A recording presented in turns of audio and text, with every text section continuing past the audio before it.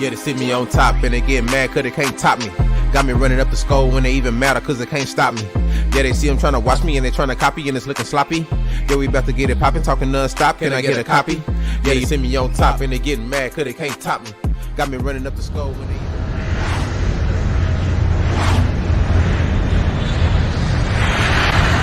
Make money, make money, make money, then you take money, take money, take money.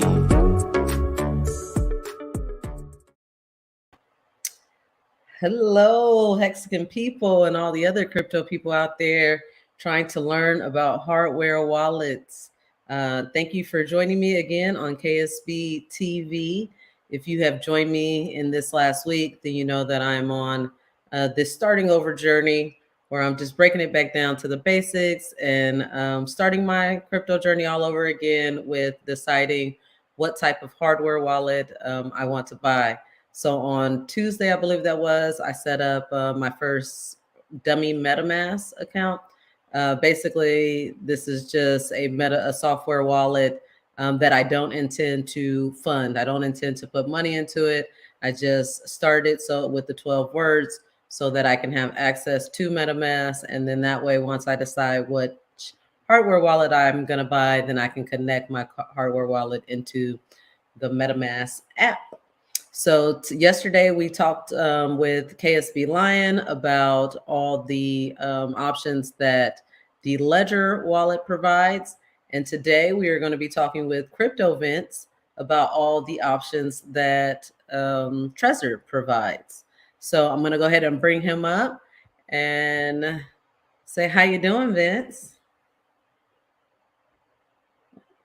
Oh, I can't hear you. Oh, sorry about that. I had my mic muted. Yeah, doing good. Yeah, doing great. It was great to see you at the last Hex meetup, and great to talk to you again. Yeah, it's good to see you at all the Hex meetups. I mean, we've been hitting up Hex meetups for years now. It's kind of crazy how much time, has gone by, how long we've been in this community at this point. Yeah, for real. Yeah, I think the first time that I met you in person might have been with Patrick and Abid's tour. Yeah. You were one of the first people to link up with them and kind of, give them a taste of what California is about. Yeah. First one that I attended was in San Diego. Yeah, and then I think I went to all of them except for the ones in Central and the Bay Area. So yeah, you came to all the California ones. Yeah, the SoCal ones. Yeah. Nice. Yeah. So I'm gonna bring this up real quick because I'm excited about this hex price. We have been in this down cycle for such a long time that it's nice to just see some green candles, even if you think that they're not going to last. It's always a good day to see green candles. Yeah, for sure. Yeah, I'm almost in disbelief because we've been seeing red for so long that they're just kind of used to it. But it's great to see that kind of breaking the downtrend. So I'm happy for sure. Hopefully we continue in this movement up. So the reason why I invited you to come and speak with me today is because I did this poll that you can see on Twitter, and I asked the community, leave me a comment, tell me why I should choose either Ledger or Trezor. And if we just go off the community vote, I mean, it didn't really help a whole lot. Yeah, it seems pretty evenly split. Yeah, the community was pretty evenly split. But you had mentioned in the comments, and look, you're the first one that pops up. Trezor all the way for me. Ledger's customer info data breach made me lose confidence in them as a company. I didn't have any effect on security of their products, but still, and that's totally legitimate, right? Yeah. So tell me, just before we really get into the differences in the models and everything like that, tell me a little bit about how long you've been in crypto. And let me say this first. Some people think that they've been in crypto for, all this time because way back when they started this Coinbase account and they bought a little Bitcoin. But I'm really talking about DeFi. I'm talking about, how long have you had the conviction to say, I need a hardware wallet, I need to move my funds to a way where I have complete control? Yeah. Well, I got my start in 2017. Just kind of dabbled around with Bitcoin first, as it's usually the starting point for most people that get into crypto, or at least it was back then. And like a few months into discovering Bitcoin and Ethereum, I ended up getting a Ledger because Ledger Nano S, because that was kind of like one of the top recommendations back in the day. So yeah, that's just what I got. And yeah, it was fun to play around with, but it was kind of like right off the bat, it was a little tedious for me to use because it's only got a 2-button system. So Mhm. my main gripe with it was that, like, whenever you have to input like your seed phrase or even just your pin, like for each character, you have to kind of fish for the Move number it over. you want. Yeah. It takes so long. So yeah, so like right off the bat, it was just like a convenience thing that kind of that made me feel it was just not a very good design. So, but I stuck with it because I didn't really want to fish out money for a different hardware wallet at the time. And then yeah, fast forward to 2020. It was like in the middle of the Hex launch phase, and then we hear about this the Ledger customer database breach. So what that was basically I guess some rogue employees from Shopify, actually, the partner that Ledger uses for their web store. They kind of got access to the customer database, and so that kind of really made me lose confidence in them as a company, just because the database contained everything from our real names to our mailing addresses and phone numbers and emails. So after that, I started noticing a lot of like phishing emails and weird texts, spam texts, and it's really just unsettling that attackers actually have your mailing email or your mailing address now, because if they wanted to, if they hear that a particular individual like has gotten really rich, that alone could just incentivize them to take a trip over to your house and try to attack you if they can. So Right. yeah, and like I think also it was a learning experience for me because I learned that the hard way, that it's actually it's so much better to when you're ordering like crypto products online, it's best to just use a pseudonym, and if you can, like a PO box, so that your address isn't out there. So yeah, that was definitely a learning experience for me and a lot of other people. And funny enough, with that data breach, some Hexican decided to get a hold of the email list and started shilling Hex through the email, and I got a couple of those emails actually, and yeah, I thought it was kind of funny, but Yeah. a little lighthearted. That's something that I've never thought about, but I think that that's great advice. You are essentially a target by being public with these crypto companies, right? If you are on a mailing list for Ledger or Trezor, and bad actors get a hold of that, then in their mind, 100% you have a Ledger or Trezor at your house. Yeah, right? exactly. Yeah, and that could definitely be make you a target to be a victim. yeah, So exactly.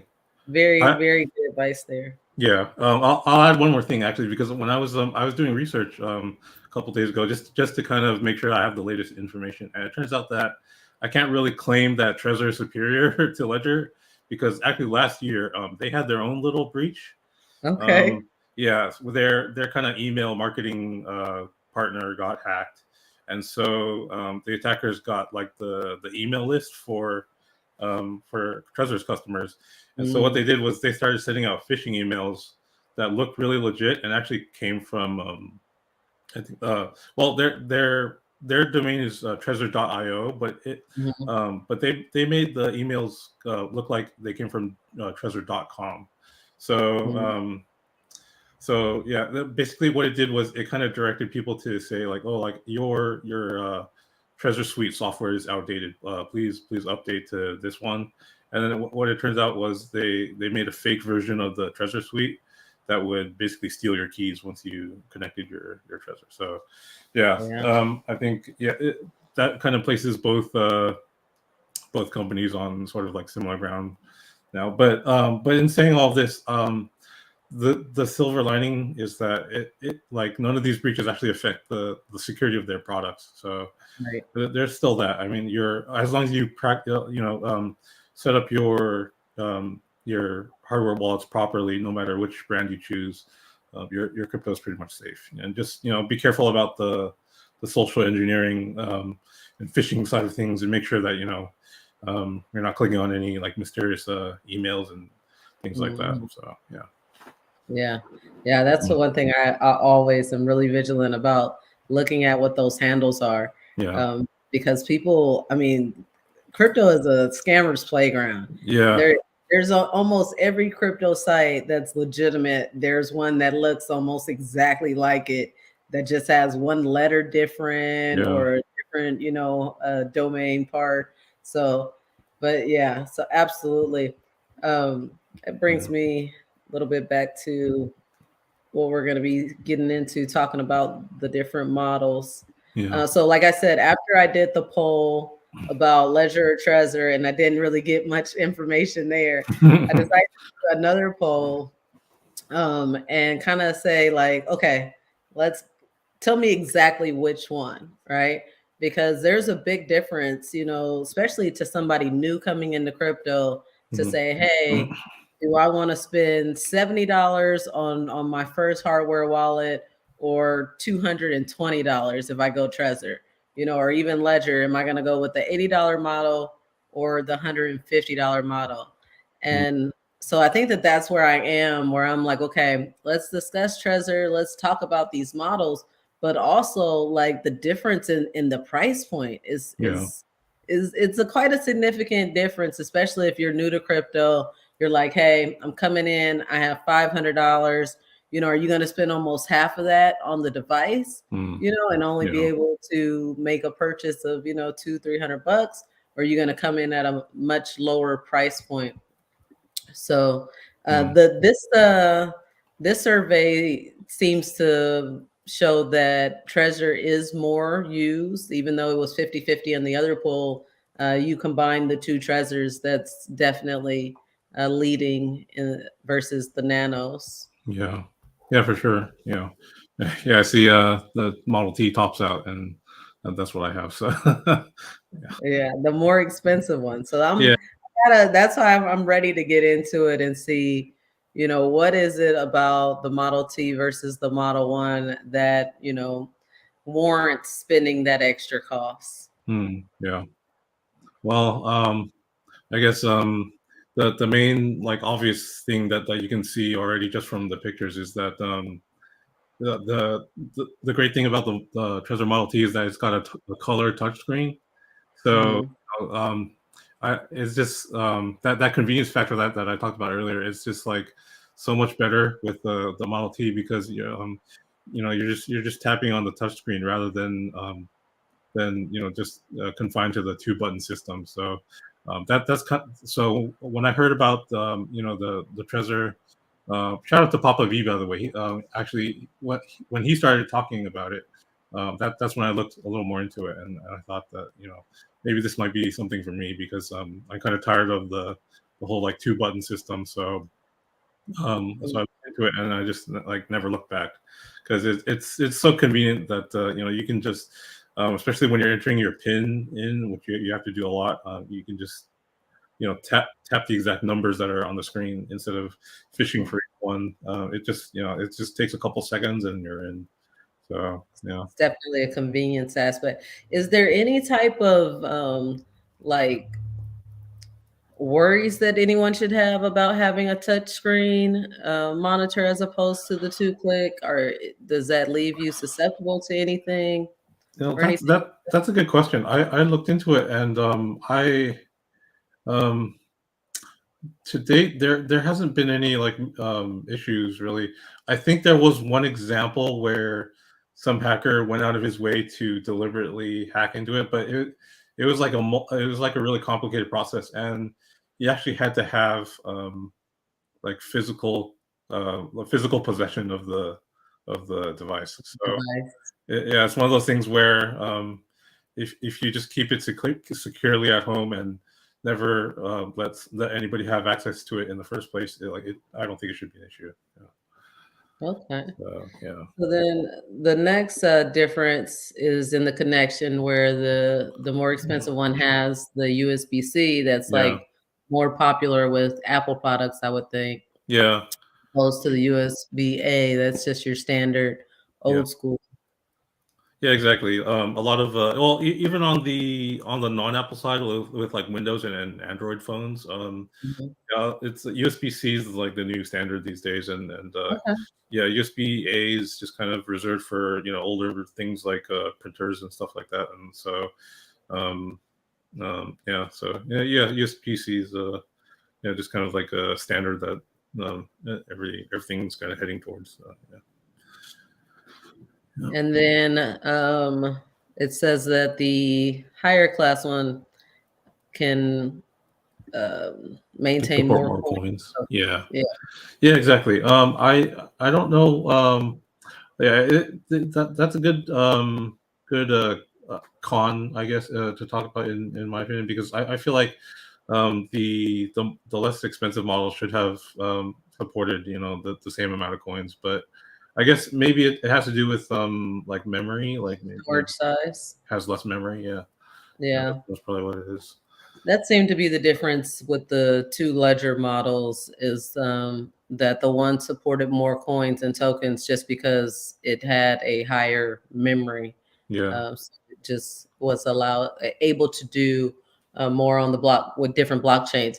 But I Yeah. think one thing that I asked yesterday that I feel like would apply the same, it's really about not necessarily coins, but blockchains, right? So Yeah. if you only have ERC20s in your wallet, if you're only on the Ethereum network, do you really need more supply? Yeah, exactly. You don't really I guess need, that would be my because question. yeah, everything's just contained within that same blockchain, so you wouldn't really need anything else except like Ethereum compatibility. So yeah, hopefully they end up supporting Pulse Chain too, so that we don't have to buy any new hardware wallets or anything like that. But Absolutely.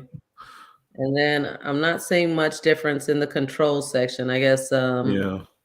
the transactions with CoinJoin. Do you know what CoinJoin is? Yeah, that's basically I believe it only works with Bitcoin, but it's basically like a Bitcoin mixer. So it's kind of like what was that one? What was that one? There was a Like computer mixer Cash? that got censored. Yeah, yeah, that one.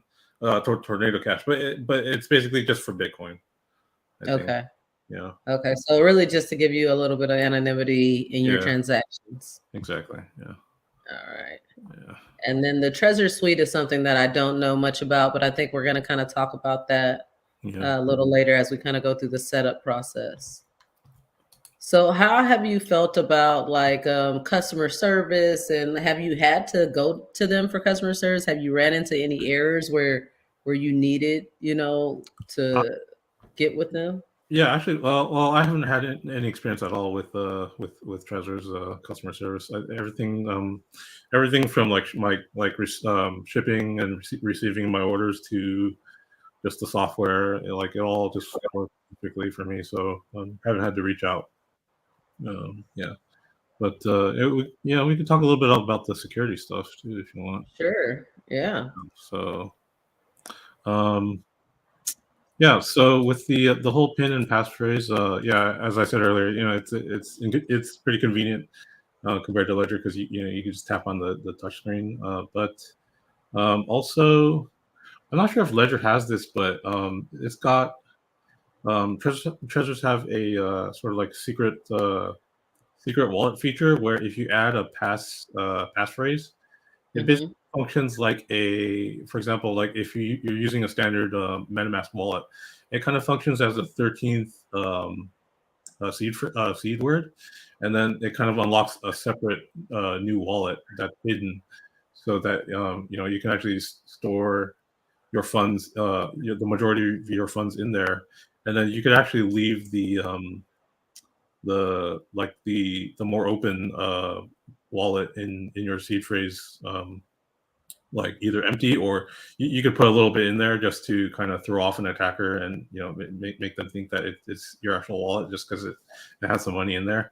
So and if they don't have the passphrase, then your funds are safe. So you could also you could take that a step further and actually even make 2 hidden wallets, one with like a weaker passphrase, and then one with like a really strong one that has the majority of your funds. So that way, like, let's say they try to guess your passphrase and get one right, then at least they kind of find like a second dummy wallet that's not really your main wallet, and your funds are still secure. So yeah, that's a pretty nice feature that's kind of inside of the Trezor. So and that is with both models, you have the ability to do that? I believe so, yeah. Let me see. Is it on the list? Pin passphrase. Yeah. Where it says unlimited hidden wallets on the supported coins section. Oh, okay. Yeah, that's what it is. Yeah. Yeah. And then I've never tried this before, but specifically only for the Model T, it's got it says advanced Shamir backup. And so what that is it's actually a special. It's a special way to make a different sort of like a different system of seed phrases to protect your wallet. So like for example, like a standard MetaMask seed phrase would just have 12 words, but with the Shamir backup, what it is it splits. It makes like a completely different set of words, either like 20 word or 33 word, and basically what it does is splits up these sets into different shares.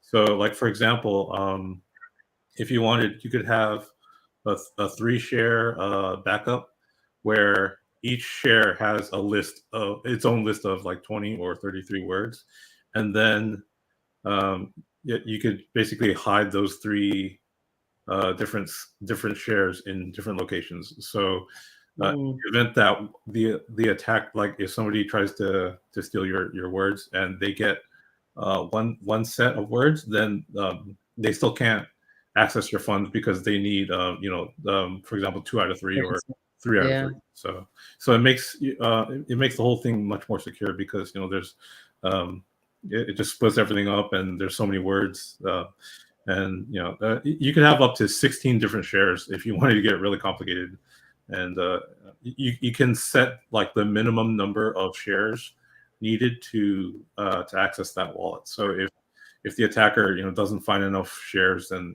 they're still locked out. So, yeah, it's pretty interesting. I haven't set it up myself because it's like really complicated, and I just didn't want to mess with it. But it is something that's exclusive to the Model T. So, yeah, I actually got that as a comment, and I had no idea what the person was talking about on that poll. Someone literally just typed Shamir backup, and I was just like, and didn't explain. Didn't tell me if it was Ledger, Trezor. So, but, this is why I'm doing my own research. This is why I'm asking you guys to come and help me to figure out, what's the best approach for me, because I think everyone has a different need. Like, I heard one guy say that he likes the 2 what do you call it, 2-button system? Button, because he has really large hands, and for him, when he touches the touchscreen, he presses there's more like multiple buttons at once. yeah. So, but I have really small hands, so that's not a problem, that would make me want to have a less convenient, method. Yeah, So, that makes sense. Yeah, this Yeah. is extremely helpful. Yeah. And then anything about these standards, these authentication standards, or I actually admittedly like don't really know much about these. Yeah, I okay. haven't really looked into it. Yeah, Yeah. I think it's probably pretty standard things. Yeah. Uh, So understanding that both of them are going to do what you need them to do, essentially hold your crypto, right? yeah. Yeah. Is there anything other than convenience that would make me want to go from $70 to $220? Honestly, besides the touchscreen, I don't think there's much else really. Yeah. So I think it really is just about that touch screen, that ease of not having to find that two button is so um it can be tedious sometimes. Yeah. yeah, tedious Just that like it's like, hey, clicking and clicking. Yeah. I'll double my investment just to get some ease of use. And I mean, we do that in all areas of our life, right? Like Yeah. shoes are shoes. But Yeah. for whatever reason, I like to spend $250 on Jordans because Yeah. they look better, right? I like it. Yeah. So Yeah, for sure. I think I if nothing else, I think that the Shamir backup system is a pretty secure way for you feature. to Yeah. to store your seed phrase. And yeah, it's up to people to decide if that the premium's worth it for that alone. But like if you've already been in Hex since the beginning and have experienced that 10,000x, then I think just getting the top of the line is pretty much a no-brainer, because you've got all that all those gains, so you might as well protect them the best way possible. So yeah, I think maybe if Here's one yeah. comment that I wanted to bring up because we did talk about this yesterday. He said, also Mm, consider what browser you like to use. Every few months, I'll have an issue with Trezor and Brave as it's not officially supported. And I mm, think this is Drix in the chat as well, saying the same thing, yeah. that he's had some issues using the Brave browser. I personally don't use Brave browser. I'm pretty much all Chrome and Firefox. So I Yeah. believe that it's compatible with both Mm. Chrome and Firefox pretty easily. Is that correct? Yeah, yeah, I've tried it with both Firefox and Chrome, and no issues. I've actually tried it with Brave a couple years back too, um, and yeah, I actually had some issues with Brave not being compatible too. So yeah, I actually stopped using Brave because of that. So yeah, but Yeah. um, So yeah, just keep that in mind. If that's your default browser, if Brave is what you use, then you may want to consider looking at Ledger as a better option for you. yeah, But yeah, I personally am pretty much a Chrome user. yeah. Also, just a quick tip. Both these, both Trezor and Ledger, they don't actually have browser extensions now. So if people see extensions on like the extension stores or whatever, those are most likely fake, and they want you to type in your seed words, and they'll steal your crypto that way. So yeah, Right. don't download those. Always use their official software. So Mhm. yeah. Okay. So then let's talk a little bit about the setup process, because I've never owned a Trezor. I've gone through Ledger Live, but I don't know the steps, how difficult it is to set up. Is it, real simple, or do you have to have a little bit of crypto knowledge? Maybe walk me through that a little bit. Sure. I can't exactly recreate the process right now because yeah, my crypto is already loaded into my Trezor. Um, but essentially, it would be, for example, if you wanted to set a brand new wallet, uh, you could. I think you have the option to do it either through the Trezor suite or the device itself. I think you might actually need the help of the Trezor suite, but essentially, it would give you the if you're just doing it the regular way, it would give you the 12 words on your screen, and then yeah, you'd have to just write them down somewhere, and then it makes you like you got to hold and press to confirm that you've written them down and stored them safely somewhere. And then it won't make you go through the whole list, but it'll check like please enter like word 3, word 6, word 10, something like that, just to make sure that you have them in the correct order. And after that, it would confirm, and then basically your first Ethereum wallet would be on there already, and then you could either just use it directly with the Trezor Suite itself, or you would go into MetaMask if you want to specifically integrate it with that. And then there's a connect hardware button with MetaMask where you just click it, and then the first time, if you're doing it for the first time, it makes you install something called the Trezor Bridge, which is basically just a little software that's kind of stored within the browser that just helps helps MetaMask and your Trezor be able to communicate back and forth. So yeah, that's pretty much it. I think it's pretty. It doesn't require too much technical knowledge or anything like that. There was another comment that I wanted to address. Let's see if I can bring that back up.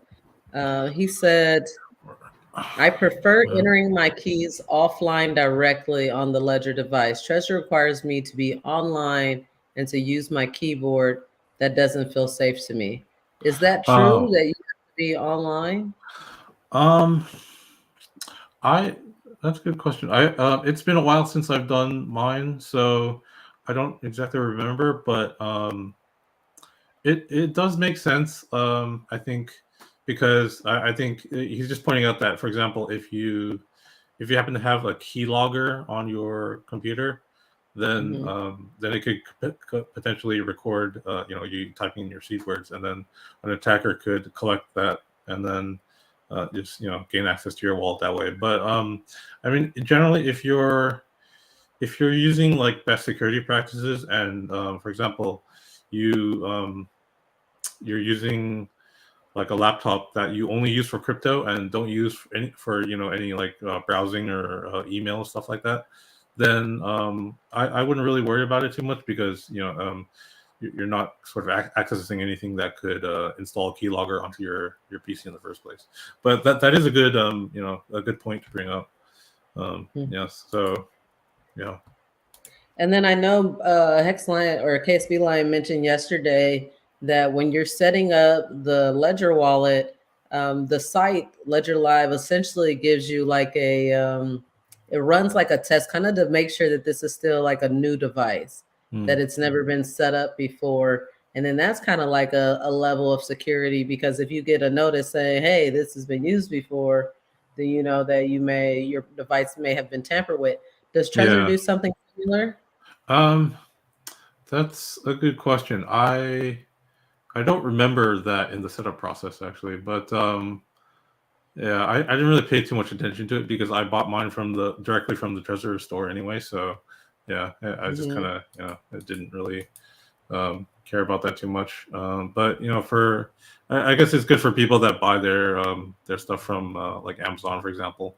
I remember that was a kind of a big attack vector back in the day, because people would buy them used off of like eBay or Amazon, and then the attackers had already written down the seed words that were kind of like programmed in there, and then they would just steal people's funds as they deposited in those wallets. So yeah, so in general, like no matter what brand you buy, make sure you buy brand new, direct from the manufacturer if possible. But nowadays, I think Amazon, it defaults you, if you want to buy from Amazon, it defaults you directly to the Trezor, to the Trezor store or the Ledger store on Amazon. So yeah, as long as you don't buy any of the used ones, I think you should be okay. But yeah, definitely try to buy from the manufacturer if possible. So yeah, we definitely talked about this yesterday, because I got quite a few messages from people. I was just being honest. I was just sharing my story, and the fact of the matter is, I bought my first ledger from Amazon. Mm. I didn't know any better, didn't hear that you weren't supposed to do that. Yeah. And so I had said, hey, I don't really see an issue with it. And mainly because you are buying from the ledger store of Amazon or the Yeah. treasure store of Amazon, and they want to protect those products and their reputation there just as much as they want to protect, their own website. Yeah. So if you have, Definitely. and for me, I've been a Prime member for a long time. People know I love Amazon, so occasionally they send me like Amazon gift cards and stuff. So I'm like, yeah, I'm gonna buy it on Amazon. No big deal. Yeah. Yeah, I kind of like that too. I'm a Prime junkie. yeah. For years. I like that my stuff arrives almost next day or whatnot. Yeah. But yeah, if you're thinking about buying a treasure or a ledger, I have links in the description of the video to both the actual store and to the ledger and treasure stores on Amazon. So you can click on those links to see what it is that we're talking about. If this conversation is totally foreign to you completely. So, but yeah, let me there was another question I think that I saw that I wanted to address. Firmware up. Oh, I think that was a ledger issue. So I'll go ahead and drop that. But so overall, you're saying the process is pretty straightforward, pretty easy. You take it out the box, you plug it into your computer, and then the ledger suite is essentially going to give you step-by-step process as to how to set up. All right. Yeah. And then If I remember correctly, it guides you pretty well. Like it prompts you with every step, and yeah, it guides you through everything. So yeah, it should be a problem. Yeah. And then it comes preloaded with the Ethereum blockchain. And then if you want to add other blockchains, you kind of do that individually. Yeah, is that kind of how it works? I think it defaults. Yeah, either it's got like Bitcoin and Ethereum on there, and then you can manually add the other blockchains if you want. Okay, perfect. So let's see if we have any questions in the chat. I don't think about that. If you get a used one, yeah, absolutely don't get a used one. That's one thing that we can say for sure is not a good idea. Yeah, no, not at all. Yeah. And see, here's Robert again. He's one of the ones that said, "Not even from Amazon." Yeah, that's cool too. I mean, it's always best to get it directly from the manufacturer. Yeah. So. And sometimes the manufacturers even run various sales throughout the year, like on Black Friday and stuff like that. So those are good times to pick up wallets on the cheap too. So. Yeah, I've even bought the package, the family bundle. Yeah. Oh yeah. And that gives you a little discount. Yeah. So I mean, I feel like I don't know that I've been able to fully decide which direction I'm gonna go. Yeah, it's really kind of a toss up because like a lot of the features are really basic and there's a lot of overlap, with both of them. And one sort of like funny thing that I was going to mention was that with both Ledger and Trezor, I've experienced like sometimes like when you're trying to do a transaction in MetaMask, like it'll pull up your hardware wallet to confirm the transaction, but like sometimes it just like hangs there and like it's kind of stuck.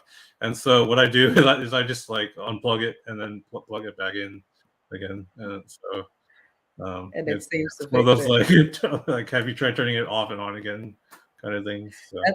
Yeah. That's so funny. Something so simple could be the fix because Patrick literally said that yesterday. Yeah. He's sometimes you just have to unplug it and plug it back in. And I'm like, we're dealing with like people's portfolios here, and the simple answer is just to do it again, huh? Yeah, exactly. That's great. So anything else you think that I should know in helping me make this decision? Oh man.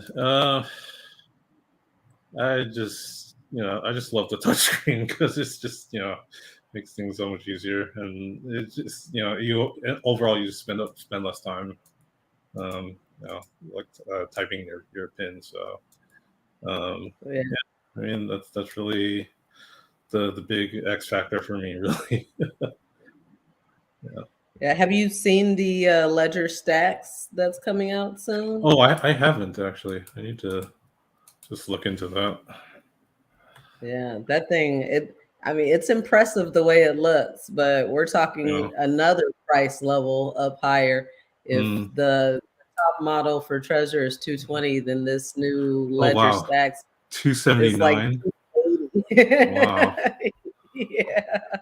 damn, Yeah, that's absolutely. pretty intense.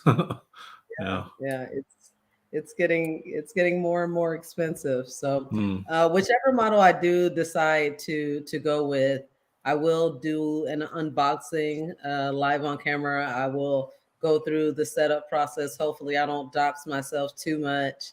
Mm. But I really want to bring the community in, or any learners, anybody who's like scared to do these steps themselves. I felt like my first time I went through this process, my husband was just like, here, do this. And I didn't really take the time to like figure out if it was what was right for me. Mm. Right. Yeah.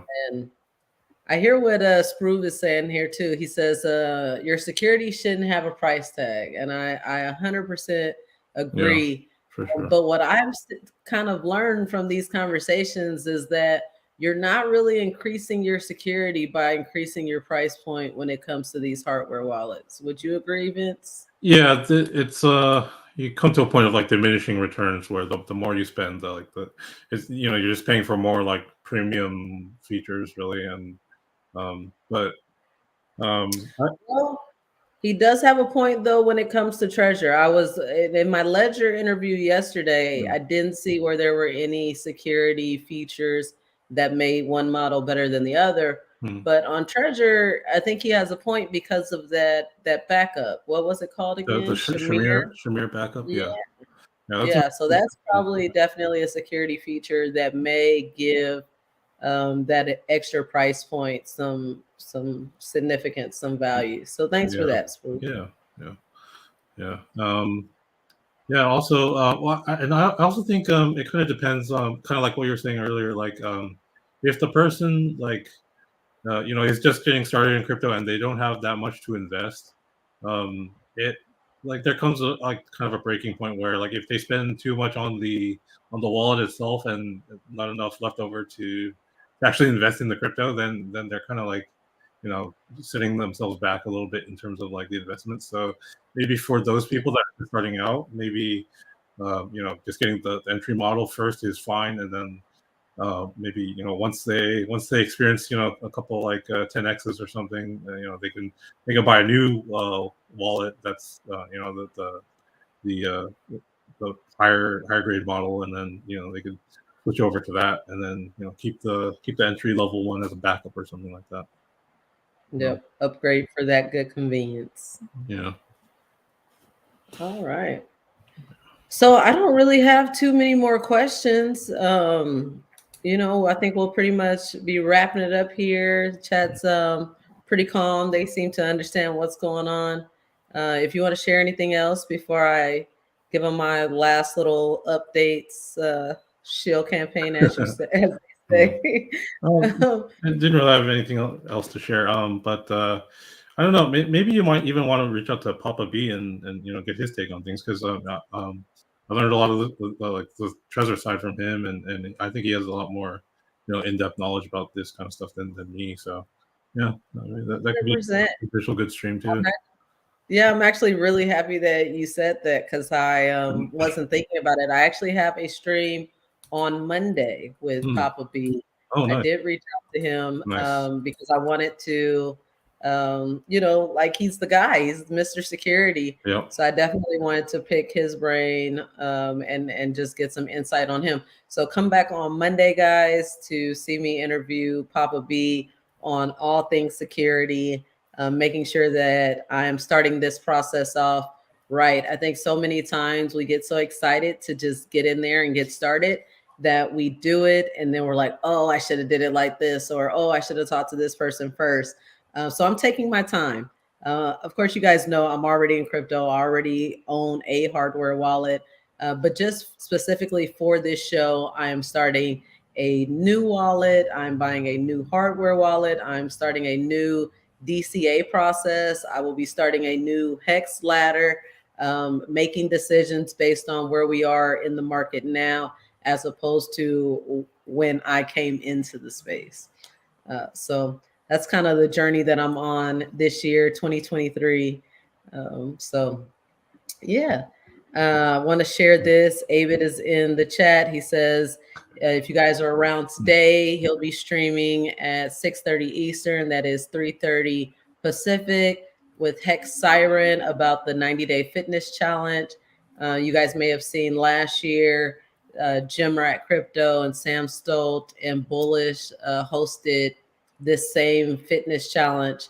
And it's great just for community. It's great to have other people that you can say, hey, this is what I'm struggling with. What are you doing? Or just to stay motivated, right? You see them post their pictures and then you're like, oh, okay, yeah, I'm gonna go to the gym today so I can post mine or whatever it is like that. So check that out today. A couple more things. We have the Hex Cruise coming up April 24th through the 28th. Most rooms are sold out. There are a few interior cabins left, but if you're interested in doing that, I would definitely get with me sooner than later. If you want to try and win a free cruise, you can go to t.me/Hex Cruise giveaway. This is a partnership with pulsegames.net. They have funded one stateroom, one interior stateroom for 2 people. So just by doing simple things like retweeting, following, playing their games, you could possibly be the winner of the Hex Cruise giveaway. And yeah, that's pretty much it. Awesome. So thank you again, Vince, for coming. I always appreciate our little conversations. You're always so generous and so kind, even with your time and with your knowledge, that I just really appreciate you being here today with me. Yeah, thank you so much for having me. Yeah, hope to hang out with you guys again soon. Yes. Yeah. So until we see you guys next time, I'm here every day now from 12 to about an hour stream. Every day, Monday through Saturday. Sunday, like Jesus, I rest and watch football. Nice. So see you guys next time.